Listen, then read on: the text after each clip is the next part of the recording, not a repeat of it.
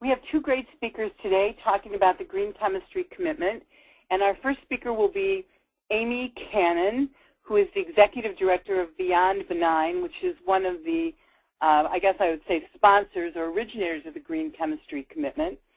And she will be followed by Ed Brush, who's with the Department of Chemistry at Bridgewater State University in Bridgewater, Massachusetts.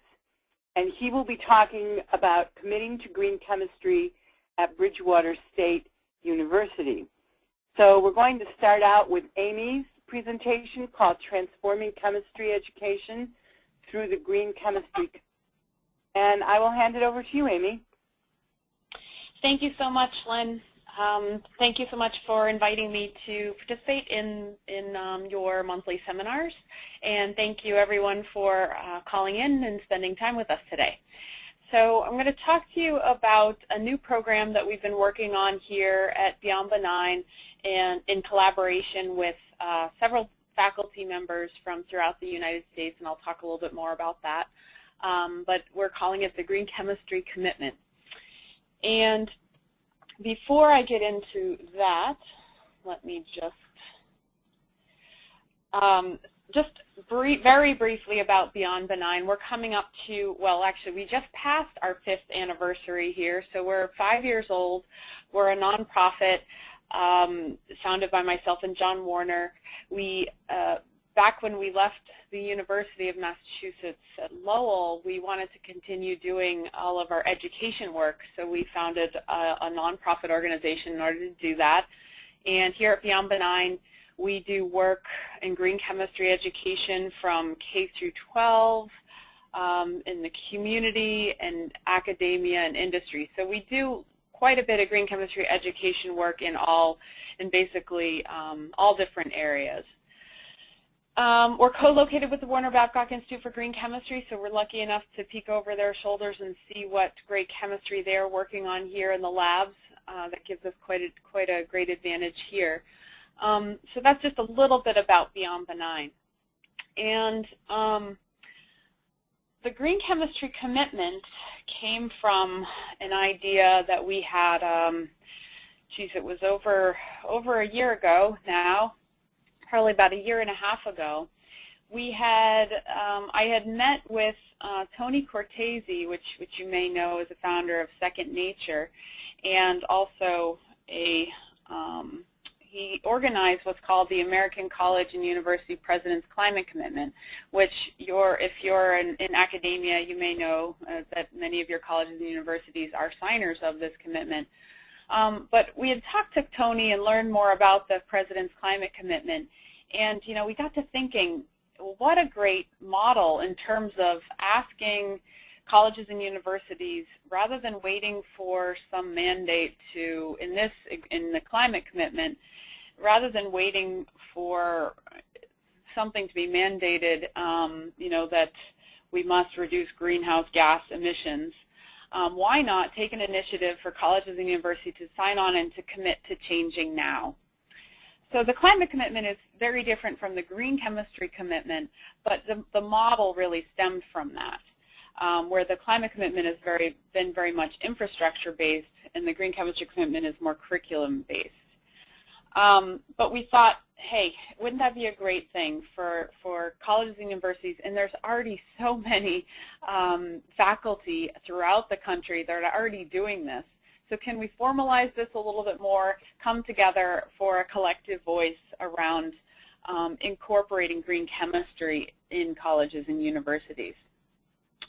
So the goals of the green chemistry commitment are really to work closely with higher education institutions. Obviously, that's key and the central piece of what the commitment's all about. There's, again, we already, as I just said, there's already so many faculty out there, faculty and departments out there committing to incorporating green chemistry into their programs, and we want to highlight that existing work and build on it. So we're hoping that the commitment can unite the community around common goals and objectives, and again, so we can bring a common voice to the community for committing to change. We're hoping that the green chemistry commitment can help to systematically bring green chemistry into academia for lasting change. We're hoping that the commitment can influence things such as the American Chemical Society Committee for Professional Training, the CPT guidelines. So we're hoping that through these common goals and objectives, we can really come together around some common things and actually help to transform chemistry education, which again, getting to that second, highlighting existing work and programs, there's already so much work going on in this area, so it's really more just organizing and building on that work. What have we been up to? So the process of the green chemistry commitment is Beyond Benign, us here at the nonprofit, we've been helping to really organize this, and we put together a first draft of the green chemistry commitment, and we quickly realized that we needed to really get more involvement from essentially a steering committee, or we've called them a faculty advisory board, and essentially they're more of a steering committee helping us to shape the green chemistry commitment. So we talked to the community, we gathered feedback, and then again we formed this faculty advisory board last summer. So we've been working closely with them for the past year, and we've got more work to do, but what we essentially have a version which I'll share with you. We're calling it version 2.2 of the green chemistry commitment. So essentially what this faculty advisory board has done with us, they've been absolutely fantastic, and they took our first draft and they essentially ripped it apart, which I would expect them to do, and then they put it back together in a way that they think that the commitment can work for them. So that's what we've got. We held a summit back in January of 2012, so back at the beginning of this year, where we presented our initial work to the community, and again, we're gathering feedback to help shape and rework the commitment.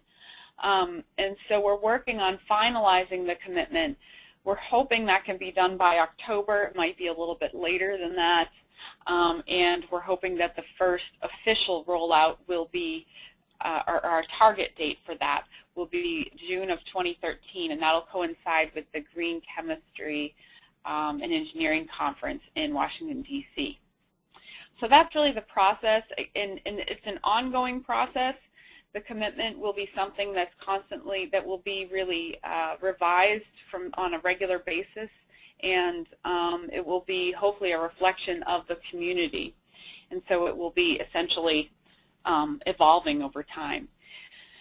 So we have the commitment. This is a representation of the Faculty Advisory Board, which I have on the next slide, a list of the faculty that we've been working with. So you can see the faculty we've been working with over the past year. They've been absolutely fantastic, and we do have a few that are from here in the Northeast region, but we also have some from the West Coast in the middle of the country as well. So we have a pretty good representation of schools here, both large and small. And also we have, you'll notice we have different levels we have full professors, assistant professors, and associate professors. So we have a pretty good representation of faculty as well. And on today's call, you'll hear from Dr. Ed Rush. He's been a fantastic leader in green chemistry education from Bridgewater State University, and we've been fortunate enough to be in close proximity with him and been able to work with him on a number of things. So we're very lucky to have him on the call today. So he'll speak from a faculty perspective about the commitment and how that applies to his department at Bridgewater State. So getting to the meat of it, the commitment, this is, you'll notice the draft in the background, and this is very much a draft that we're hoping and we're wanting more feedback. We want feedback from the community, so please, if you're on the call today and you're a faculty member and see this and would like to be involved, please do contact us, because we want your voice heard in this as well. So the commitment text is all based around student learning objectives. So, and this is a key piece. So it started with the first draft of the commitment. It started more of a list of things that faculty and departments should have in their programs that might be absent in programs today. But what the Faculty Advisory Board helped us do is actually helped us turn that around and have it focus on more student learning objectives based. So what this does is it provides flexibility for departments. Since each department, each college and university has different resources, they have different faculty, each place is they're going to want to implement things differently. And we want to recognize that and provide, allow for that flexibility. So the student learning objectives allows for us to agree on what we think, students should be coming out of colleges and universities with understanding in and with what skills they should have and that sort of thing. But what it does is it leaves it open for how in a college and university program. So it allows for that flexibility, which we think is really key. So the student learning objectives have, they're based around these 4 aspects. They're knowledge-based, skills and performance-based, there's ethical, and affective, essentially how students apply their skills in a professional setting. So you'll see we essentially have 4 learning objectives, and I'll jump to the meat of the text here on this next slide. The Green Chemistry student learning objectives are really based around these 4 bullet points. These 4 bullet points are pretty jam-packed as well, but here's the meat of it. So we have theory. So students should come out of a program, a chemistry program, with a working knowledge of the 12 principles of green chemistry, which really provides the heart of what green chemistry is all about. Toxicology. This is a big one, and this kind of has been a red flag for us, and I'll speak a little bit more about this one. But toxicology, understanding the principles of toxicology, molecular mechanisms of how chemicals affect human health and the environment, and the resources and having the resources to identify and assess molecular hazards. Now this is, again, a jam-packed bullet point, and we don't expect colleges programs, we don't expect programs to be able to do this tomorrow, because we recognize that there are lots of resources, especially around this toxicology piece, that might not be available just yet. But we're getting there, and we're learning more and more, and there's many places and organizations that are working on more and more curriculum that can be used to teach toxicology to chemistry majors. So that is another one this is a key bullet point, we think, in the commitment. So recognizes that this has really been absent from our training as chemists, throughout history. So it's one of the aspects that we think has been missing, and a key piece to really looking forward to designing and how we design chemical products and processes in a more sustainable way. So I might jump back to that point too at some point as well. The third bullet is laboratory skills, and this is, again, another key piece to green chemistry, is how it can be implemented within a laboratory setting.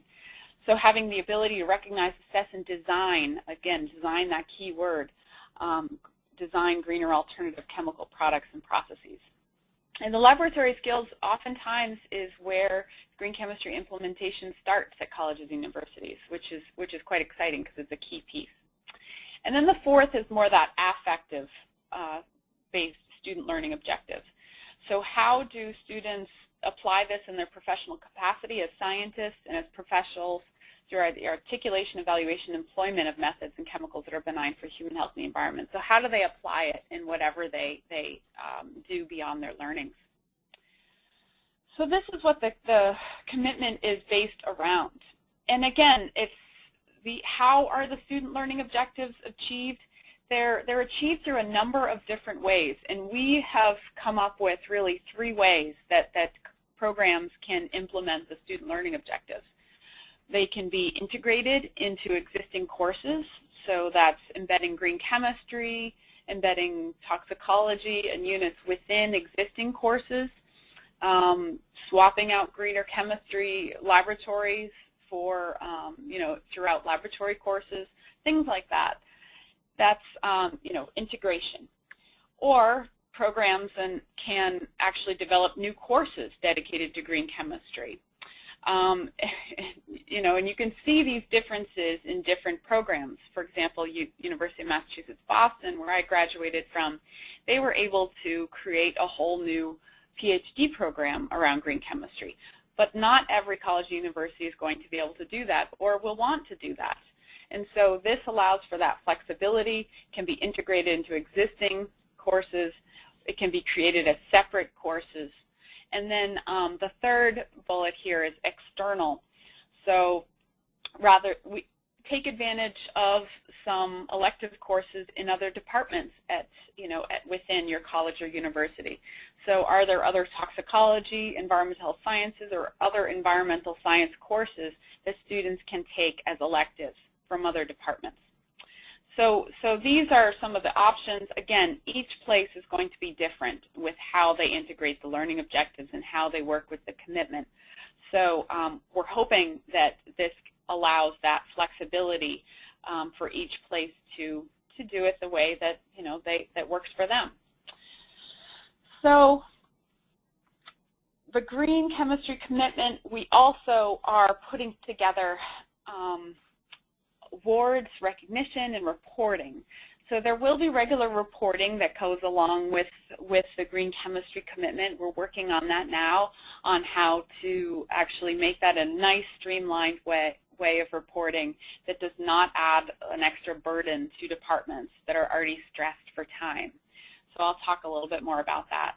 And we also want to, again, recognize the great work that's out there in the green chemistry community, all of the wonderful faculty and departments that are implementing green chemistry already and will be in the future. So that's the awards and recognition piece, and I'll just touch on those a bit in this next couple slides. The awards, this is kind of a lot of words on this page, so I promise you I will not read it all, but basically the awards are, we're hoping that we can celebrate individuals, departments, and student accomplishments. And this is focused around green chemistry education. So there's awards out there around green chemistry, mostly they're mostly for research awards, which is fantastic. So these will be focused on green chemistry education. So there's individuals, recognizing that so many times a department that has changed their chemistry or their courses and has embraced green chemistry, so many times departments, it starts with the individual. So we want to recognize that. We want to recognize the individual accomplishments. And we also want to recognize departments that are leading the way in actually beginning to test those waters on how they might be able to incorporate toxicology as a new course or as a new requirement within a chemistry program. So we want to be able to recognize those departmental accomplishments. And also students. Students are huge advocates for green chemistry, for implementing green chemistry in departments. And oftentimes one student can make a huge difference, and we have some great stories of departments that have completely transformed because of one student. So we want to be able to acknowledge that as well. And I know these slides will be available, so you can go back to these to read all of the details on it as well. Assessment and reporting, again, as I mentioned before, we want these to be streamlined and as simple as possible for the assessment and reporting piece.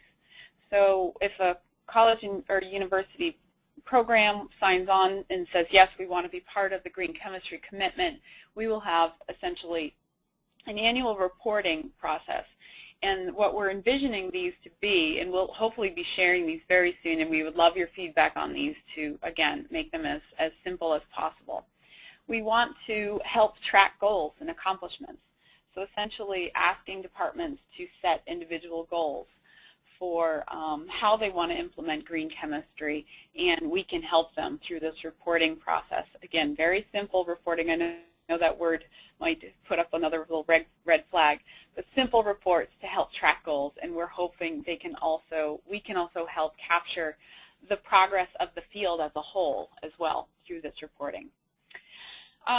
The green chemistry commitment we envision will be essentially a peer-reviewed, and it will be guided by an advisory board where we have a minimum of 10 faculty members from 10 different institutions throughout the U.S.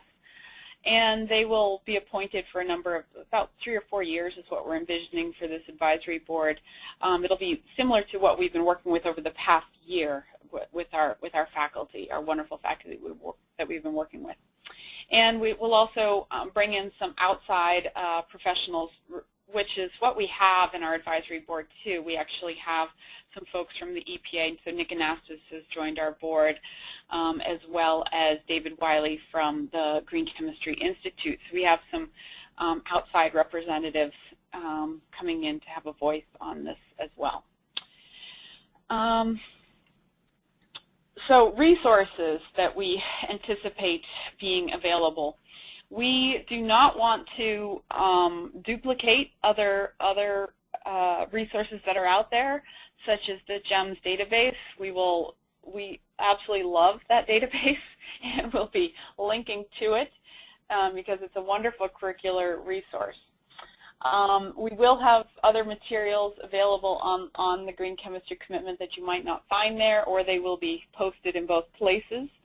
But essentially looking at model courses and model curricula. There's been a lot of questions, or we've gotten a lot of questions from administrators or department chairs, saying essentially, well, okay, this is great, but how can green chemistry be implemented throughout, say, a 4-year program, a 4-year undergraduate program? How can it be incorporated in the first year, second year? So essentially a map of how it can be incorporated and different models of how it's been done at different places. So those sort of resources we're working on and will be available. Toxicology, again, I say is a key piece that has been missing. We're working on toxicology curriculum here at Beyond Benign. It's another key piece to our academic work. So that we're hoping that can be available. We are hoping to be able to share other toxicology curriculum and resources from other institutions that have been implementing courses, such as Simmons College here in Boston, who John Warner and I were fortunate enough to help teach a course there for their chemistry majors on toxicology. So the curriculum and resources from some of these courses we're hoping to post and share, or we will be posting and sharing them. We will have resources for stakeholder groups, so basically how resources for students or faculty or administration to be able to bring to departments or professors to say, hey, this is something that maybe we want to check out, and how they actually can sign up for the commitment and get others involved. So we have future potential resources, and these will depend, these will be something that we're looking to the future for, but we're hoping to have some member-only resources, such as professional development opportunities, so mini grants for workshops for professional development and that sort of thing, mini grants for student research, faculty staff time, that sort of thing. So those are our future resources that we hope to have, or that we're planning on having in the future. So we want to have stakeholder engagement. We want to have faculty. We want to have all of these organizations and people involved in the green chemistry commitment. And we're really working to have a diverse set of voices involved with the commitment. And we think that we really need to get faculty, administration, all of these places, industry involved, students involved. So this is what we're working on in order to really build and grow the commitment. Our next steps, we've been working on a letter to the American Chemical Society, the CPT, the Committee for Professional Training this year. If you didn't see, there was, I think it was back in January this year, in CNE News, they had an article that said the CPT is looking for comments. They're looking to rework their current CPT guidelines. And so they're looking for comments, and they're looking for feedback from the community. So we have a letter that we'll be sending to them. I'm happy to share that. Please send me an email if you'd like to see what we've got so far, and or if you'd like to sign the letter with us as well. We're working on that as well. So talking about how green chemistry can be incorporated into an undergraduate chemistry curriculum. We're looking to collaborate with other sustainable initiatives on campuses, and that's another key piece, other organizations, but also other, on your own campus, there's probably already existing sustainability initiatives. So linking with those is another key piece to the commitment to growing it from campus to campus. We're working on recruiting signers, initial signers, which we should have finalized, and we'll be working on that through the fall and spring to lead up for the June launch of next year. And we'll have more information about that June launch as well. So this is my last slide here, but we're reworking the website currently. We'll have a lot more information. That's the new website will be launched within a month, we believe. So it should be October, possibly November. My email address is right there, amy_can@beyondbenign.org. So please connect with us if you would like to get involved, if you'd like more information and all of that. And at this point, I'd like to hand it over to Ed, who again has been working with us very closely, and I can't thank him enough for all of the work he's done with us and for being on the call today. So thank you so much.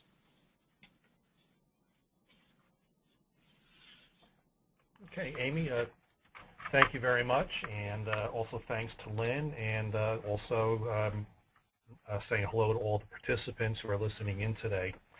So I really appreciate the work that Amy and the rest of the advisory board has done with the Green Chemistry Commitment. It's really a great piece of work, and what I'm going to talk about here is, now that we have this proposal for the Green Chemistry Commitment, I actually wanted to see how well the issue stacks up to the GCC. Okay, so let me start out just by allowing you all to see an overview of Bridgewater State University is all about. So what I did is put together a brief and very simple and somewhat superficial self-assessment of the issue, chemistry department, and also of the individuals and also of the institution, in order to evaluate our commitment to green chemistry. In doing so, we focused on a number of the aspects that Amy had mentioned, a broad view of the learning objectives, how we achieve the learning objectives, and also individual, departmental, and student commitments themselves. So what I have learned and what I really like about the Green Chemistry Commitment is that it is not a formal certification process. It's not even an informal certification process. It is really, its purpose is to give recognition to individuals, to departments, and to institutions who are moving towards integrating green chemistry in the curriculum. And it puts those folks in contact with the rest of the green chemistry community. What I hope is those of you who are listening in, that you will see how your own institutions might also fit in with the Green Chemistry Commitment. Now, with my my mouse here, I just want to you all note that we started working on green chemistry in our curriculum in 2001. So that's been over 10 years. And, in all honesty, it was very slow at first, I would say, for the first 6 or 7 years. But it has begun gaining momentum. And some of that will be obvious as we start going through some of these slides. So first, as the first part of this critical self-assessment is evaluating how we fit in with these learning objectives. And as Amy said, this is actually a key piece here. And I have a very, as you can see, a very superficial rating system of weak to moderate to strong. All right, so chemistry majors need to have proficiency in the theory, a working knowledge of the 12 principles of green chemistry. Okay, and I rated us a moderate. Okay, and this may be a little generous, because what I found is that our students can know what green chemistry is. They've heard of the 12 principles, but they're not really able to say why it's important or how to apply it. We also have toxicology principles. We are weak on this. I have a feeling that most chemistry departments are going to find they're weak in this area. We don't teach toxicology in our chemistry curriculum. We have an environmental concentration. There is one course in that concentration, and there are 2 to 3 classes in that course where there are some modules on the basics of toxicology. In laboratory skills, we do a better job in that we are integrating green chemistry into our organic courses, or we actually have done a pretty good job at that, and we're now really moving forward at integrating it into our introductory chemistry courses. The weakness is in design. As Amy said, that is the key word here. You know, can a student take a chemical process, evaluate it, and then design a greener or a better process as a replacement? That's where we are weak right now. We're getting better. And finally, the application in one aspect to look at is how we serve society. Again, we're getting better there. We have an expanded outreach program that's growing. We have a number of students getting involved with that. That's more recent, though. We're also producing students who are going on to teaching careers where they are bringing green chemistry with them, or they're moving on to graduate school and they're looking for graduate programs that involve green chemistry. Okay, let's move on to how we achieve these learning objectives. Okay, revisions of existing departmental curriculum. I think our assessments seem to indicate we're doing a really good job here. Green chemistry has been embedded in our first and second year introductory courses, focusing on the labs. Okay, green chemistry labs, as I said, is strong. We're also very strong in research projects. BSU has a commitment to supporting undergraduate research, and we have students who are in our education programs who are developing green chemistry curriculum materials for K-12. We have our own chemistry majors who are engaged in green chemistry research projects. And we also have, a couple of cross-disciplinary projects that are starting to, that have been launching. We had a chemistry psychology project, research project, where we did a survey related to green chemistry. And we have a new developing project involving chemistry, philosophy, and sociology, looking at ethical aspects of green chemistry. As far as the toxicology modules and existing courses, of course, we're already weak there. In terms of new departmental curriculum, again, maybe somewhat generous with a moderate, because these are all pretty much in progress or just developing, and that's why I have the red there. So developing new chemistry courses or programs. Our environmental concentration is something that we're looking at completely revamping. And one thing we are hoping to do is have a much stronger focus on green chemistry there. The design of toxicology courses, that is also always an issue. It's tough to add in new courses. We already believe that our curriculum is pretty packed. But what we found we can do is take some of our existing courses that might be outdated. For example, we have a computers and chemistry course that we can turn possibly into a computational toxicology course that might serve the need for what our students are going to need. And seminar series, actually our students are developing a seminar series that will have several speakers speaking about green chemistry. And as far as utilizing other institutional or external resources, we're pretty weak with this. We do have an environmental toxicology course taught in our biology department. We suggest occasionally that a student take it if they have an environmental interest or if they have an interest in green chemistry. But that's certainly a weak area for us. Moving on, the last set of Assessment has to do with the commitments of individuals, of the department, and of our students. And this is where we started to see some surprising information. So of the 7 full-time chemistry faculty, 4 of us are getting more and more into green chemistry right now.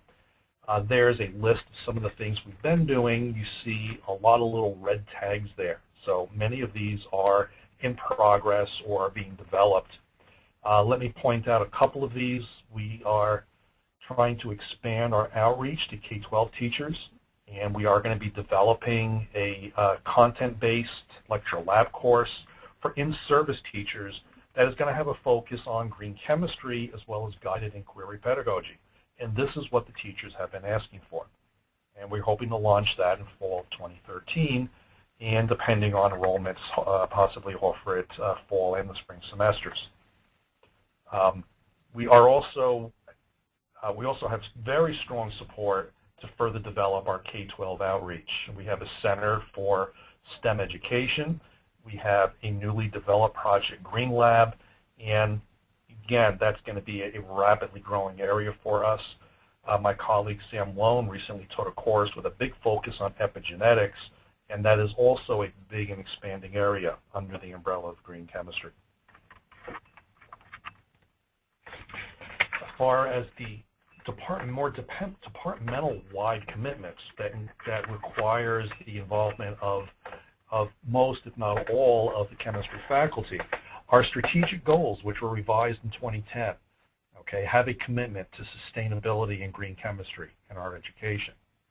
We recently, or 2 years ago, received an NSF STEP grant where we developed a streams program to improve the retention of first and second year STEM students.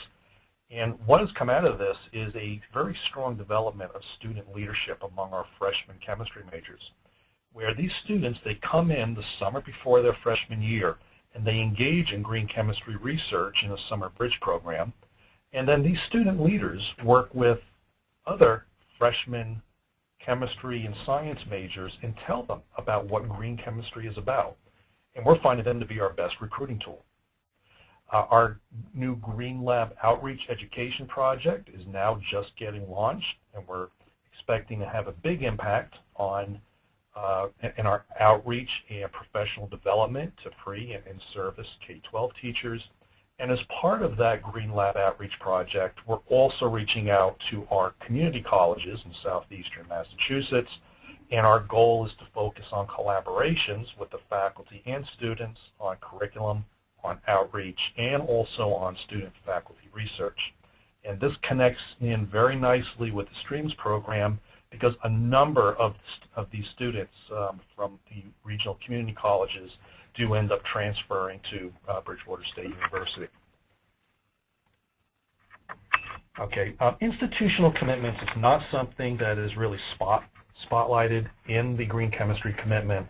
I just want to note that our institutional strategic goals do focus on sustainable practices, and I really want to point out our Center for Sustainability. Okay, that initiated in 2006, and the center recently launched the Summer Undergraduate Research Grants that support students for 10 weeks of research that have a focus on sustainability. And of the 6 to 8 grants that have been offered in the last 2 years, 3 of those have gone to chemistry students whose research focused on green chemistry. And we're also educating faculty in their professional development, and recently had a summer institute on sustainability pedagogy, and a big part of that did focus on green chemistry because of the interdisciplinary nature of green chemistry. And last, but certainly not least, and Amy made a wonderful point about how important students are to the green chemistry commitment. I can't say enough about the role our students here have played. Our Students for Sustainability is currently being led by chemistry majors, and they are initiating a seminar program. We have a number of pre-service STEM teachers who are developing, developing laboratories for high school chemistry. Our K-12 outreach has been expanding this past summer. We had a number of our chemistry majors involved in this, and we had a great summer. We had over 180 middle school kids visiting BSU this summer, and all of those 180 had an experience related to green chemistry. And it all boils down to developing leadership among our STEM students, and the Streams program has had an extremely big role in that. And just developing this community of students that get together and understand and appreciate what sustainability is about, and also what green chemistry is about. So to kind of wrap things up then, the overall grade for us in my somewhat maybe non-objective view, first off on the learning objectives, the chemistry major's proficiency in green chemistry. Okay, weak to moderate, and the reason for that is our students understand, well, they know what green chemistry is all about, okay, but they're not sure about its applications or importance. Okay, achieving the, not the, learning objectives, how we're going about this, I rated us as moderate because of the breadth of integration in organic chemistry, freshman chemistry, some upper level courses, and our research as well as our outreach. And finally, the interesting piece here was the individual, departmental, institutional, and student commitments to green chemistry. This was or had been the limiting factor. And I think this is what really has a big impact on how we achieve these learning objectives. This has now, in the last 2 or 3 years, become a very strong aspect for us. And I think this is really going to just push us forward as we go into the future. So I think I'm going to stop there. There are some acknowledgments, and turn it back over to the organizers. And thank you all very much. Thanks so much, Ed and Amy, for really interesting and I think enthusiastic, a presentation that's going to gender a lot of enthusiasm among both students and faculty to really begin to support this program. And I just want to note that the Great Lakes Green Chemistry Student Network is also really interested in participating in this, and that is why we're having the brown bag next week. And we encourage all those students at Bridgewater to link up with us as well, because although we say we're from the Great Lakes, and we also are very inclusive of all other students who want to work with us, and forming a larger network where students can support each other. Oh, here's a question. Great. Let me click on this. How can the Michigan Green Chemistry Education Network get involved in promotion of the commitment? That's a great question. And actually tomorrow I'll be talking to Dalila Kovacs and Rich Hellig from Dow, and Dalila is from the Grand Valley State in Michigan, and we're talking to her about the green chemistry commitment, and she will be presenting. They're getting more involved with us through the green chemistry commitment. They're very interested, and she'll be talking about the commitment at the upcoming Michigan conference, which is mid-October, I believe, or October 26th. Thank you for bringing that up. I wanted there you go. Right. It's in Detroit on October 26th, and I'm sure you can find out more about it through the Michigan Green Chemistry website, migreenchemistry.org. But go ahead, Amy. I'm sorry to interrupt you. No, that's fine. But that's exactly what we're talking about how to, how we can work together. So that's, contact us, and maybe we can, get connected with Dalila as well and talk more about that. Okay, and I have another question that says, are there programs similar to the Green Chemistry Challenge that focus on educating chemists in industry? I missed the first word. Are there programs similar to the Green Chemistry Commitment that focus on educating chemists in industry? Great question. We have been working I have been working here at Beyond Benign. We've been working with the GC3, the Green Chemistry Commerce Council, and that is a program out of University of Massachusetts Lowell. Joel Tickner leads that. And we've come up with essentially a position statement that will be coming from the GC3 companies about green chemistry education. And it speaks about not only needing, in order for the pipeline of students that are entering industry to have training in green chemistry, but they also recognize that their own employees might not have the training that they need, or probably don't have the training that they need. So that's actually within this statement, and I'm happy to share that statement. That will actually be another presentation that will be given at the Michigan conference as well. Will be also on the GC3 work, which focuses on industry. So absolutely, you're absolutely right that it needs to be both current employees that are out there, being retrained and updated, and as well as the pipeline as well. So that's the only really collective effort that I know of coming from the GC3 from an industry perspective. That's the only one that I know of. We have time for one more quick question. The questioner says, I teach introductory chemistry courses, and I have been trying to use green labs. Where can I access information about green labs for general chemistry? Yeah, I would say the GEMS database, if you haven't linked up with that already. That's out of the University of Oregon. It's a fantastic resource. It stands for Greener Educational Materials, and you can search it by topic. So if you're looking to introduce a particular chemistry topic or switch out a particular lab, you can actually search it by topic, either chemistry topic or green chemistry principles. So there's multiple ways of searching for what you need, and that's through, again, if you just Google GEMS Oregon or GEMS Green Chemistry, you will find that database. So that's a great resource. Yeah, the website. Ed. Yeah. Go ahead. The website for that is greenchem.uoregon.edu/GEMS, G-E-M-S. So you can, and if you Google GEMS Oregon, it'll take you to a bunch of it'll take you directly to that listing for that website.